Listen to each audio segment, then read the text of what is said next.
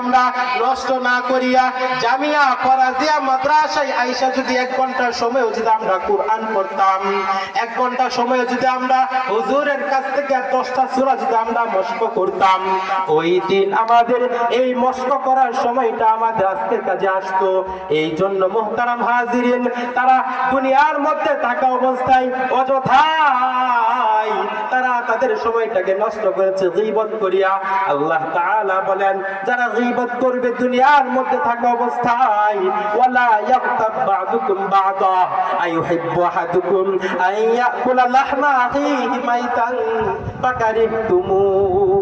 আল্লাহ তাআলা বলেন যে দুনিয়ার মধ্যে যারা গীবত করে তারা কি নিজের আপন ভাই, আপন মৃত ভাইয়ের গোশত খেতে কি তারা পছন্দ করে? আল্লাহ তাআলা বলে যে তোমরা যারা গীবত করো, তোমরা কি এটা পছন্দ করো যে তোমরা তোমাদের নিজের আপন ভাইয়ের মৃত আপন ভাইয়ের গোশত খাওয়াটা কি তোমাদের পছন্দ?